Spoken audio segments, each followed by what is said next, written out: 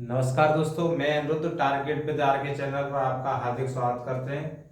आज हम पढ़ेंगे 1935 का भारत शासन अधिनियम। बहुत ही अच्छी तरीके से, बहुत ही कंटिन्यू हम अपनी क्लास को आगे बढ़ाते चले जा रहे हैं। आज हम क्या पढ़ेंगे? भारत शासन 1935 का भारत शासन अधिनियम।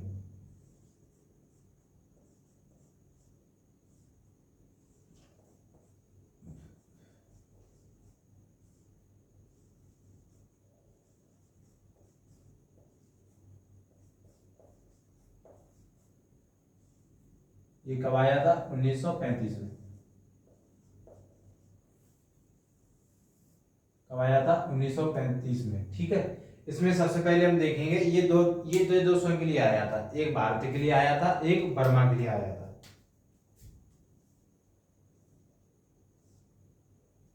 भारत के लिए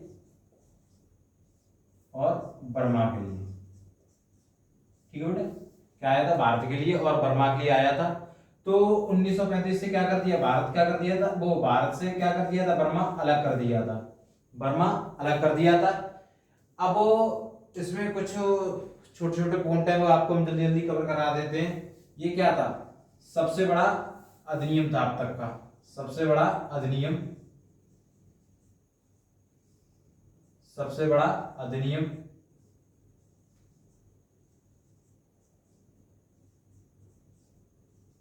ठीक है, सबसे बड़ा अधिनियम क्यों था? क्योंकि अब तक इससे बड़ा कोई अधिनियम नहीं आया था। ठीक है, और इसमें क्या था? सबसे नॉर्मल से पॉइंट इसमें बता दे रहे हैं। ये क्या था? अंतिम एक्ट था, अंतिम अधिनियम था, अंतिम अधिनियम था ये। ठीक है, अब ये सबसे बड़ा क्यों था? सबसे बड़ा इसलिए था क्योंकि इसमें क्या थे? सबसे सबसे बड़ा अधिनियम क्यों था? इसमें 14 भाग थे। क्या थे? 14 भाग थे। ठीक है, और 14 भाग के साथ साथ और क्या था इसमें? 321 अनुच्छेद थे।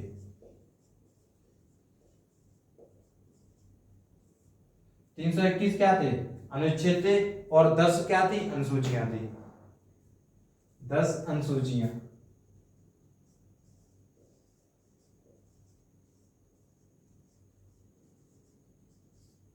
10 क्या थी? अनुसूचियां थी।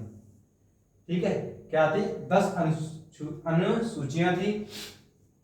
सबसे बड़ा इसलिए था, अब तक ये इतने सारे अधिनियम आए थे, इनमें इतने भाग नहीं थे, ना इतने अनुच्छेद थे, ना इतनी अनुसूचियां थी।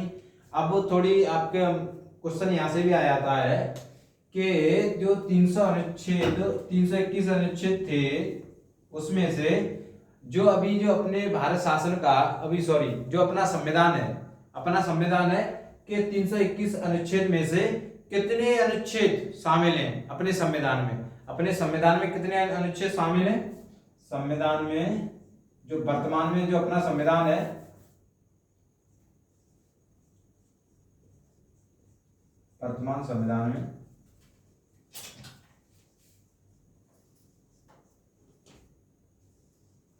कितने अनुच्छेद शामिल हैं? कितने अनुच्छेद शामिल, कितने अनुच्छेद शामिल हैं? 280 अनुच्छेद। कितने? 280 अनुच्छेद शामिल है। कितने? 280 अनुच्छेद शामिल है। और इससे यहाँ क्वेश्चन ये बन जाता है कि जो अपना जो वर्तमान का संविधान है, वर्तमान का संविधान है, उसमें से सबसे ज्यादा भाग, सबसे ज्यादा कहां से लिया गया है? सबसे ज्यादा कहां से लिया गया है? तो भारत शासन अधिनियम 1935 से कितने अनुच्छेद लिए गए? 280 अनुच्छेद लिए गए। तो सबसे बड़ा भाग कहां से शामिल किया गया है? 1935 से। भारत शासन अधिनियम 1935 से।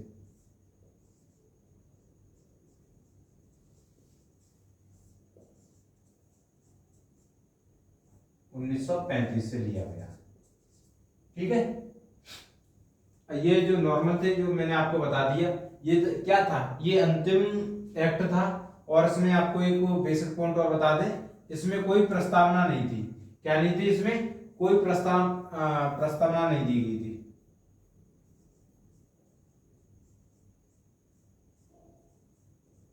प्रस्तावना नहीं शामिल थी इसमें। अब तक जो भी आ रहे थे एक्ट उनमें क्या थी, प्रस्तावना थी, बट इसमें क्या थी, प्रस्तावना नहीं थी। ठीक है, क्या नहीं थी, प्रस्तावना नहीं थी, जो अभी हम समझाएंगे। और इसमें क्या था, प्रस्तावना नहीं थी। अब आगे बताते हैं, जो पॉइंट समझाने लायक है वो हम पॉइंट बताते हैं कि इसमें क्या किया था, एक अखिल भारतीय संघ बनाने की, इसमें एक अखिल भारतीय, जिस पॉइंट में लिखा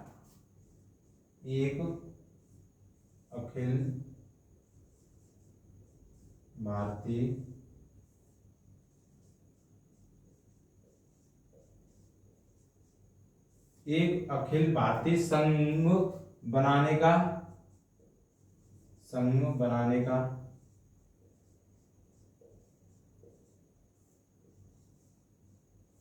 बनाने का प्रस्ताव था। क्या था, एक अखिल भारतीय संघ बनाने का प्रस्ताव था। जैसे ये क्यों था, ये लाइन अभी आपके समझ में आ जाएगी, ये वाली, कि जैसे भारत में क्या थी, रियासत थी, ब्रिटिश प्रांत थे, और ब्रिटिश प्रांत से कमिश्नरी थी, ये सभी क्या थी, अलग अलग दौड़ रहे थे, अलग अलग अपनी मनमानी कर रहे थे। तो अंग्रेजों ने एकजुट में जोड़ने का प्रयास किया कि एक संघ बना लो जो रिप्रेजेंट करे भारत को। किसे रिप्रेजेंट करे, भारत को रिप्रेजेंट करे। बट इसमें ये नहीं, ये असफल हुआ। असफल क्यों हुआ, क्या हुआ, असफल। अब असफल क्यों हुआ, असफल होने का रीजन था कोई जो, अब इसमें क्या थी, मर्जी थी कि जिसकी मर्जी है, जो इसमें जो शामिल होना चाहे वो शामिल हो जाए, जो नहीं शामिल होना चाहे वो नहीं शामिल हो। इसमें जब मर्जी की बात की तो क्या किया, जो रियासत थी उन्होंने क्या कर दिया, मना कर दिया। रियासतों ने क्या किया, मना कर दिया, रियासतों ने मना कर दिया।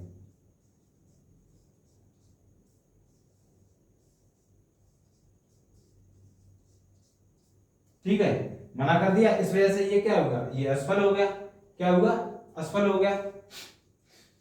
अब आगे बताते हैं आपको अगला पॉइंट, कि जो संघ, अब मैंने आपको बताया था 1919 में क्या किए थे, विषय अलग अलग कर दिए थे, कि आप प्रांत इस पे विषय बनाएगा, राज्य इस पे विषय बनाएगा।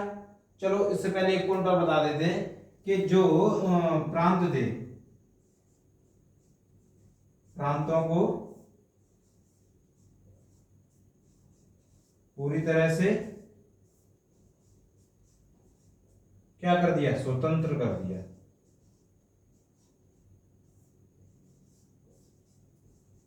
इस एक्ट से क्या किया, प्रांतों को क्या कर दिया, स्वतंत्र कर दिया गया। प्रांतों को क्या कर दिया, स्वतंत्र कर दिया गया। ठीक है, अब प्रांतों को स्वतंत्र करने के साथ साथ क्या हुआ, जो प्रांतों में जो द्वैध शासन लगा था, प्रांतों में द्वैध शासन, प्रांतों में द्वैध शासन समाप्त हो गया।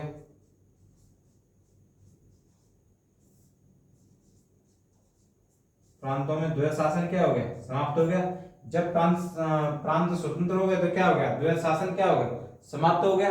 अब जैसे क्वेश्चन आपसे पूछे कि प्रांतों में, क्वेश्चन आपसे, चलो हम आपसे ही पूछते हैं, आप तब तक ये नोट कर लो, हम क्वेश्चन लिखते हैं। ठीक है, मैंने क्वेश्चन यहाँ लिखते हैं तब तक।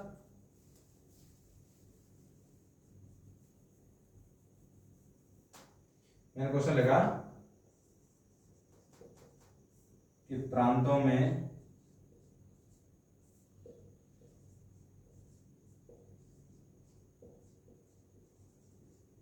द्वैध शासन कब लगा।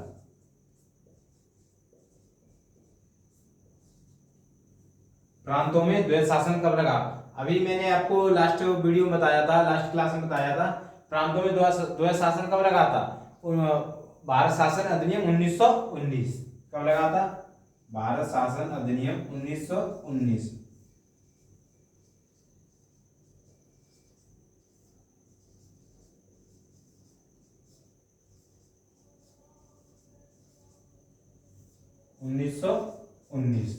ठीक है, अब क्वेश्चन आया है कि प्रांतों में द्वैध शासन कब हटा, तो क्या आ जाएगा 1935 आ जाएगा। क्या आ जाएगा 1935। अब इसी तरीके से अब केंद्र में क्या लग गया था, अब देखो ये अंग्रेज थे, इस ये क्या थे, ये ऐसे तो मानने वाले नहीं थे कि आसानी से प्यार की भाषा मान जाए कि नहीं आप जाओ हम अपने यहाँ शासन संभाल लेंगे। ये धीमे धीमे क्या कर रहे थे, एक एक कड़ी को जो भारतीय जो राजनीतिक पार्टियां थी वो क्या कर रही थी, जैसे महात्मा गांधी थे, जवाहरलाल नेहरू थे, राजेंद्र प्रसाद थे, वो एक एक कड़ी को धीमे धीमे क्या कर रहे थे, पकड़ रहे थे। पहले हाथ पकड़ रहे थे, फिर पोंछा पकड़ रहे, बोलते हैं ना कहावत कि हाथ उंगली पकड़ने के साथ साथ आप क्या पकड़ रहे हो, पोंछा पकड़ रहे हैं। भारतीय लोग, भारतीय जो राजनीति क्या कर रहे थे, यही कर रहे थे। अब इन्होंने क्या करा लिया, प्रांतों को क्या करा लिया, स्वतंत्र करा लिया या नहीं करा लिया, प्रांतों को स्वतंत्र करा लिया। अब उनकी अगली स्टेप क्या होगी, केंद्र को स्वतंत्र कराना। अब ये तो है नहीं कि इनसे लड़ झगड़ के एकदम जाके लाओ भगो यहाँ से कि हमारा देश है मुझे दो, मुझे सौंप के यहाँ से भाग जाओ, ऐसे तो ये मानने वाले नहीं है। मानने वाले होते तो 1857 में भाग जाते यहाँ से छोड़ के, नहीं, इन्होंने तो ऐसा ही राजनीतिक जाल बिछा रखा था कि कुछ लोग इनके सपोर्ट में थे, कुछ लोग इनके विरोध में भी थे। ऐसा नहीं कि जैसे अब जमींदार हैं कुछ, अब इनके पक्ष में बहुत से बातें होती हैं, उस टाइम पता नहीं क्या क्या कंडीशन रही होगी, उन्हें हम छोड़ते हैं। आप उस टॉपिक नहीं, इस टॉपिक पे आते हैं वापस। अब प्रांतों में क्या हो गया, द्वैध शासन समाप्त हो गया।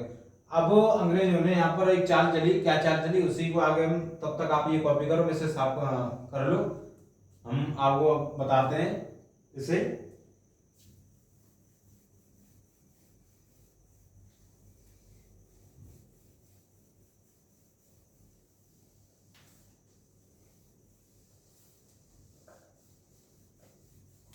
आप मेरे साथ एकदम मस्त हो गए। आपको पॉलिटी में आपको कोई डाउट हो आप नीचे कमेंट करके बता सकते हो, ठीक है। जैसे तो हम अगली क्लास में आपको बता दें,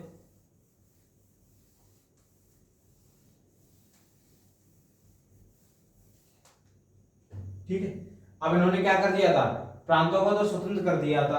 अब इन्होंने जब प्रांतों को स्वतंत्र कर दिया, प्रांतों को स्वतंत्र करने के बाद अब वो क्या किया, हाँ थोड़ा प्रांतों के बारे में बता रहे, हाँ प्रांतों को क्या कर दिया, स्वतंत्र कर दिया।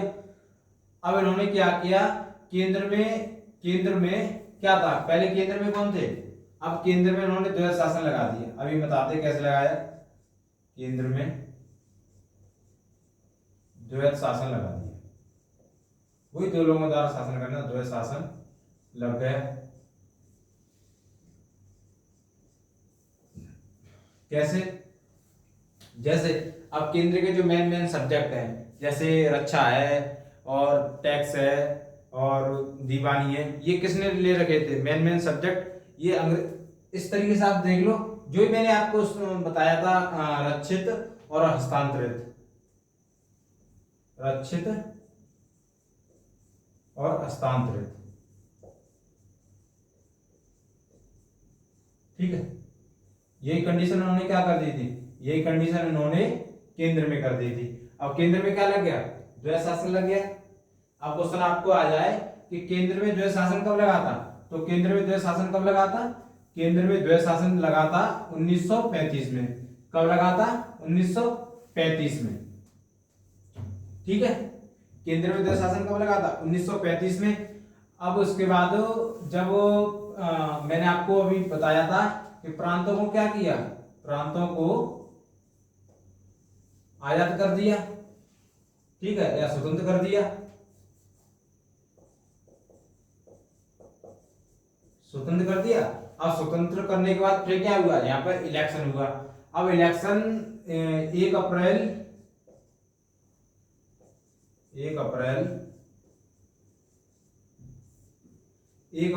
1937 को क्या हुआ, चुनाव हुआ, किसका चुनाव हुआ, प्रांतों में। 1 अप्रैल 1937 को चुनाव हुआ, ठीक है। कितने राज्यों में हुआ था, 11 राज्यों में। टोटल कितने राज्यों में हुआ था, 11 राज्यों में। कितने राज्यों में हुआ था चुनाव, 11 राज्यों में हुआ था प्रांतों के लिए।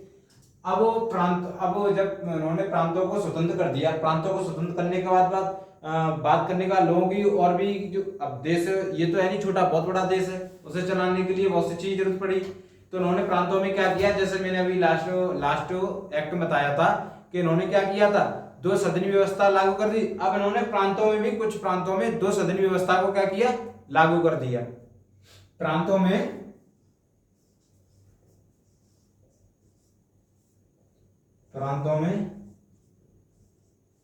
दो सदनी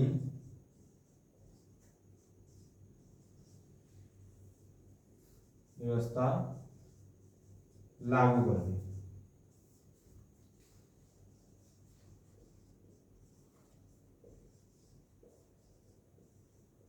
ठीक है, प्रांतों में दो सदनी व्यवस्था को क्या कर दिया, लागू कर दिया। ठीक है, अब वो सभी प्रांतों में तो लागू किया नहीं था। 6 प्रांत कितने थे, तो कितने प्रांतों में इलेक्शन हुआ था, 11 में हुआ था। तो इन्होंने क्या 11 में से 6 राज्यों में क्या कर दिया, प्रांतों में दो सदनी व्यवस्था लागू कर दी। कितने में, 6 राज्यों में। कितनों में किया, 6 राज्यों में। अब हमको बता देते 6 राज्य कौन कौन से थे।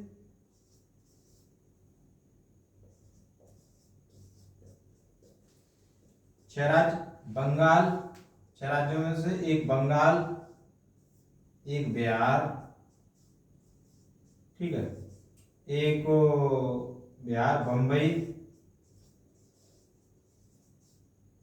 ठीक है, एक मद्रास, एक असम, एक संयुक्त प्रांत, एक संयुक्त प्रांत। तो उन्होंने क्या किया, दो सदनी व्यवस्था को लागू कर दिया। अब दो सदनी व्यवस्था में क्या किया, एक थी विधान परिषद, एक थी विधानसभा। ठीक है, एक थी विधान परिषद,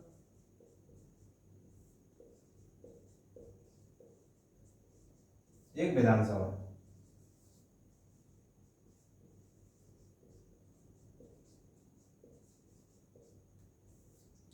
जब दूसरी, ठीक है, प्रांतों में क्या कर दिया, दो सदनी व्यवस्था को लागू कर दिया 6 प्रांतों में। जैसे अपने उत्तर प्रदेश में क्या है, विधान परिषद है, ठीक है, इसी तरीके से कर दिया था।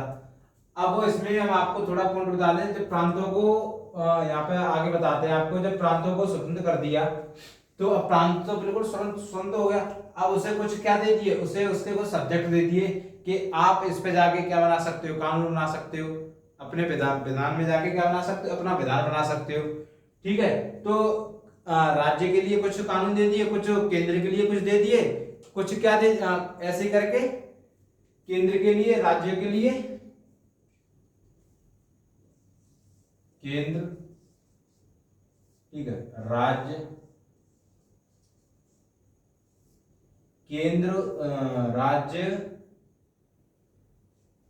राज्य और संवर्ती, हाँ संवर्ती,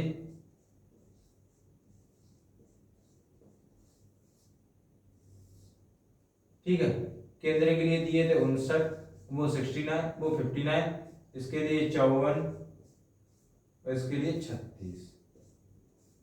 ठीक है, ये क्या था, ये विषय है, क्या ये विषय, विषय का बंटवारा अभी बताते हैं, थोड़ा आपकी ये समझ में आ जाएगा। विषय,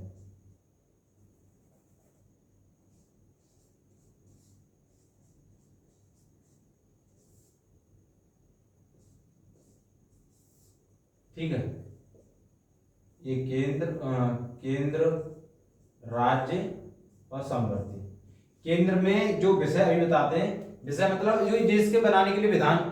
जैसे केंद्र में क्या, अभी जैसे अपने जैसे मोदी गवर्नमेंट है, वो कौन है केंद्र में, तो वो केंद्र के लिए क्या बनाएगी, सब्जेक्ट, केंद्र के लिए विधान बनाएगी। तो वो ये है कि अभी केंद्र के पास कितने सब्जेक्ट है, मतलब किस किस पे काम बना सकती है। इसी तरह राज्य यूपी सरकार किस किस पे विधान बना सकती है। संवर्ती जो दोनों मिलके बनाए, संवर्ती कौन है, जो दोनों केंद्र और राज्य दोनों मिलकर बनाए, वो कौन, उसे बोलते हैं संवर्ती। अब एक और चौथा बचता है अवशिष्ट शक्तियां, अवशिष्ट,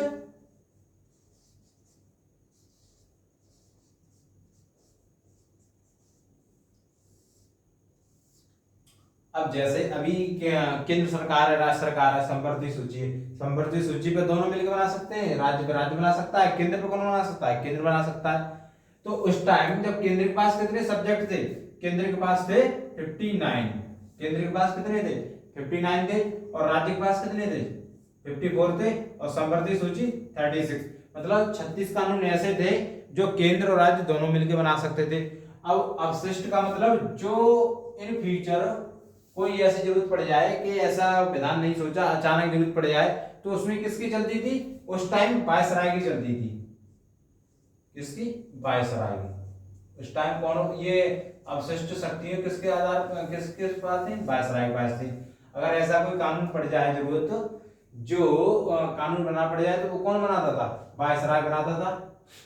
ठीक है, आप ये विषय समझ गए होंगे। और इसमें क्या कर दिया, मैंने आपको शुरू में बता दिया था, बर्मा को क्या कर दिया था? अलग कर दिया था। अब आगे हम चलते हैं, इसे तब तक आप कॉपी कर लो।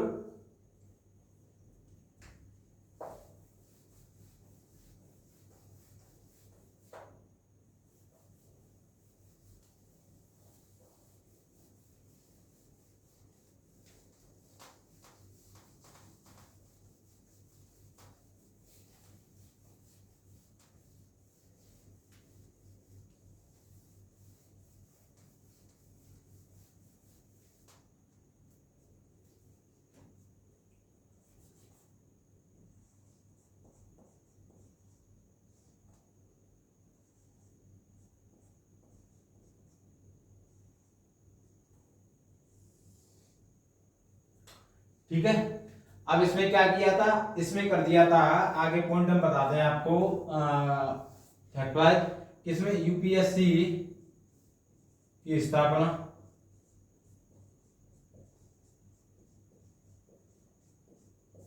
वही संघ से लोक सेवा आयोग की क्या कर दी इन्होंने? स्थापना कर दी थी। और प्रांतीय लोक सेवा आयोग की भी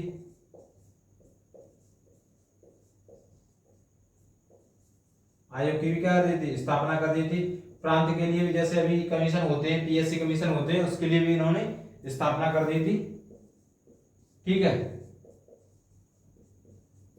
और दो प्रांतों के लिए भी इन्होंने क्या कर दिया था? संयुक्त संयुक्त प्रांतीय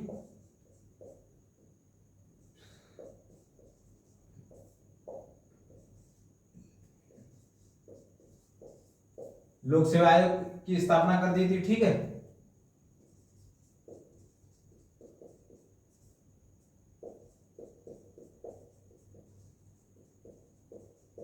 इसमें कोई खास ज्यादा बताने वाली बात नहीं है। और उन्होंने क्या कर दिया था? सर्वोच्च न्यायालय की स्थापना।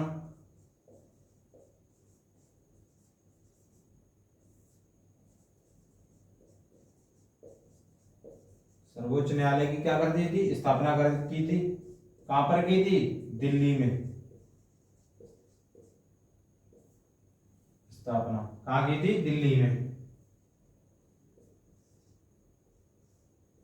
जो अभी अपना जो सर्वोच्च न्यायालय है, जो अपना सुप्रीम कोर्ट है, वो यही है। यही है, कहाँ है? दिल्ली में, सर्वोच्च। और इन्होंने क्या कर दी थी? आरबीआई की, रिजर्व बैंक ऑफ इंडिया की स्थापना कर दी थी।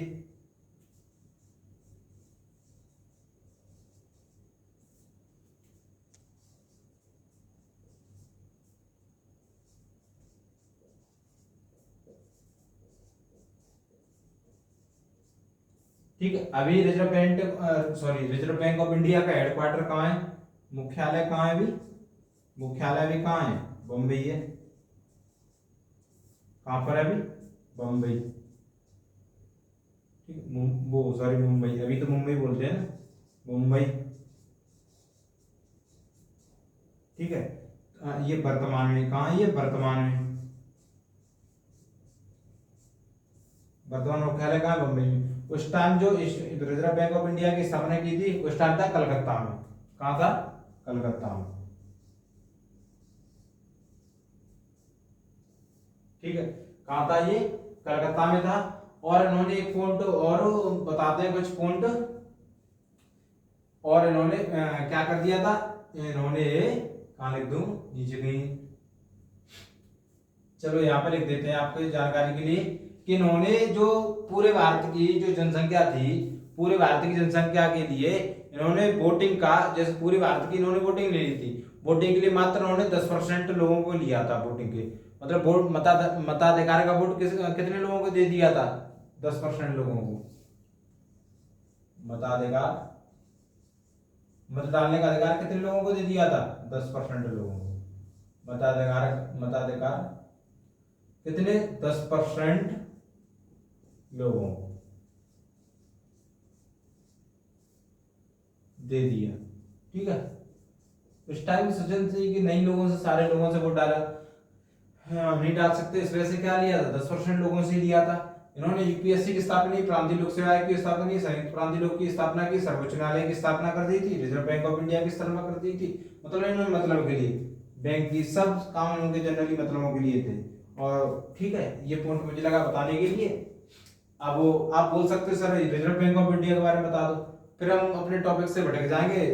वैसे भी क्लास ये बड़ी होती चली जा रही है, जब इकोनॉमिक्स पढ़ेंगे तब इससे हम इसके रिजर्व बैंक ऑफ इंडिया के बारे में बताएंगे। ठीक है, बैंक है बस भारत देश की बैंक है रिजर्व बैंक। अब एक दो टॉपिक पॉइंट बचे इसमें, वो भी हम आपको बता दें।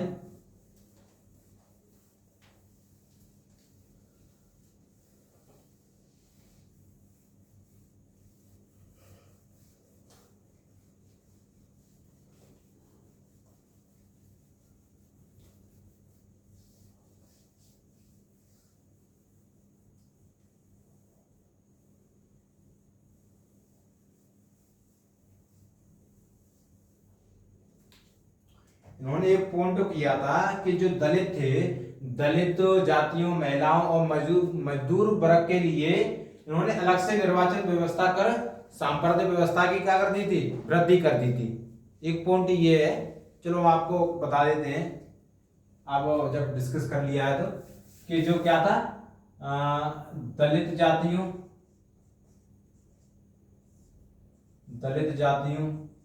ठीक है, और महिलाओं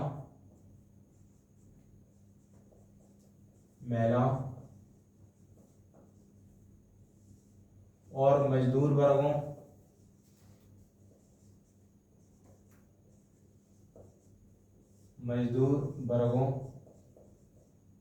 ठीक है, दलित जातियों और महिलाओं और मजदूर वर्ग के लिए, ठीक है, अलग से निर्वाचन व्यवस्था कर, अलग से निर्वाचन व्यवस्था कर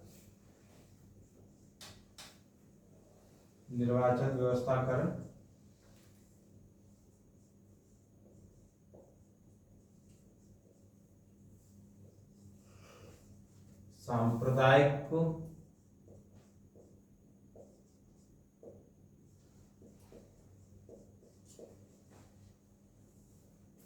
निर्वाचन व्यवस्था कर सांप्रदायिक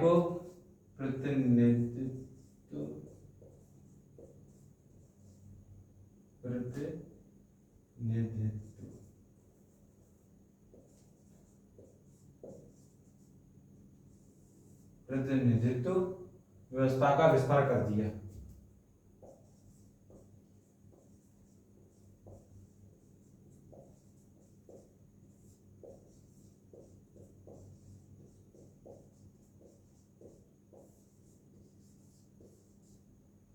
विस्तार किया, ठीक है। इन्होंने जो अंग्रेज थे भारत में क्या डालना चाह रहे थे, भारत के कई टुकड़े करना चाह रहे थे, भारत को जैसे अब टुकड़े का मतलब, जैसे अब दलित है, मैंने आपको बताया होगा पूना इफेक्ट हुआ था, तो दलितों को भी इन्होंने उकसाया कि आप उन्हें भी सांप्रदायिक निर्वाचन के लिए, मजदूर वर्गों के लिए अलग अलग से इन्होंने व्यवस्था कर दी। देख रहे दलित जातियों के लिए, महिलाओं के लिए और मजदूर वर्गों के लिए अलग अलग से निर्वाचन व्यवस्था कर रहे हैं जी। सांप्रदायिक प्रतिनिधित्व की व्यवस्था का विस्तार किया, जिससे क्या होगा, भारत में क्या होगी, अखंडता होगी, भारत टूटेगा, दलित हो जाएंगे, साइड दलित भी चले जाएंगे, मुस्लिम भी, उस टाइम मुस्लिम भी अपने पाकिस्तान की मांग कर रहे थे, ठीक है, ये सिख भी फिर अपने जिस भारत क्या हो जाएंगे, टुकड़े टुकड़े हो जाएंगे ये। तो ये अंग्रेजों का ये मकसद था कि भारत के कई सारे टुकड़े करने का।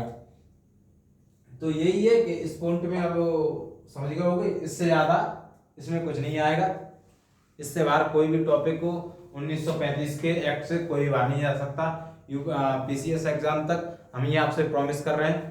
अब आगे हम धीमे जल्दी अब 1945 का स्वतंत्रता अधिनियम पढ़ेंगे, उसे बहुत अच्छी तरीके से पढ़ाएंगे। आप मेरे साथ बने रहें और हमारे इस क्लास को लाइक करें और हमारे टारगेट विद आर के चैनल को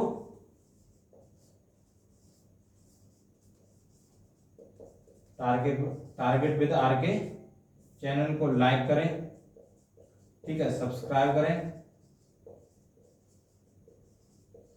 एंड शेयर करें, ठीक है,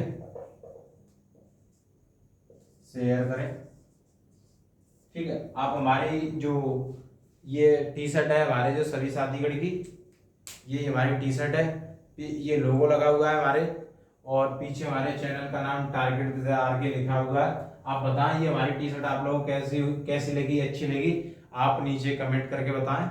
तब तक के लिए आप यहीं तक, जय हिंद साथी।